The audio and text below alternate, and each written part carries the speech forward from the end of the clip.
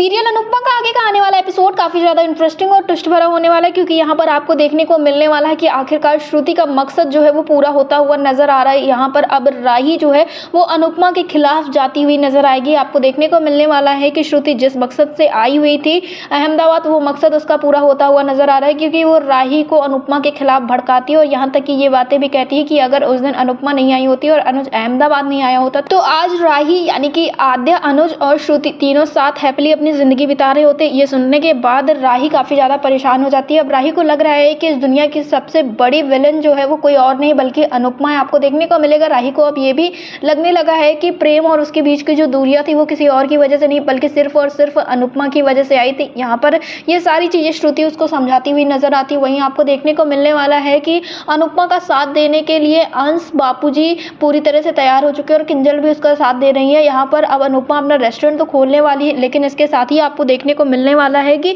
वो इस बात से अनजान है कि राही के अंदर उसको लेकर जो उसकी नफरत है वो पनपती हुई नजर आ रही है। यहाँ तक कि प्रेम और जो राही है वो दोनों एक दूसरे साथ मिलकर अब यहाँ पर श्रुति को खूब ज्यादा मानने लगे हैं। यहाँ पर श्रुति पूरी कोशिश करेगी किसी तरीके से अनुपमा और राही, प्रेम, तीनों के रिश्ते पूरी तरह से टूट जाएं और सिर्फ राही उसकी हो। यहाँ पर वो खुद कहती हुई भी नजर आती है अब कुछ भी हो जाए लेकिन अब मेरे और राही यानी कि आद्या के बीच में कोई भी नहीं आ सकता। यहाँ पर आपको देखने को मिलने वाला है कि आखिरकार श्रुति जो सालों पहले नहीं कर पाई थी वो अब करने वाली है। अनुपमा को और ज्यादा वो परेशान करने वाली है। और यहाँ पर जो राही अभी तक अनुपमा के आगे कुछ भी नहीं सोच पा रही थी, उसे लगता था कि अनुपमा हमेशा सही करती है, तो यहाँ पर अब उसे लगने लगा है कि आज जो कुछ भी उसकी जिंदगी में हुआ है उसको अनुज ने खोया, इसके साथ ही उसके और प्रेम के रिश्ते में इतनी दूरियां आई और जो कुछ सालों तक वो यहाँ पर नहीं बल्कि बाहर वृंदावन में रह रही थी। तो ये सारी चीजें सोचने के बाद यहाँ पर राही ये कहती हुई नजर आती है कि अनुपमा हमेशा से ही सारी चीजों को गलत करती है और ये सारी चीजें उसके दिमाग में कोई और नहीं बल्कि श्रुति डालती हुई नजर आती है। तो यहाँ पर आपको देखने को मिलेगा कि अब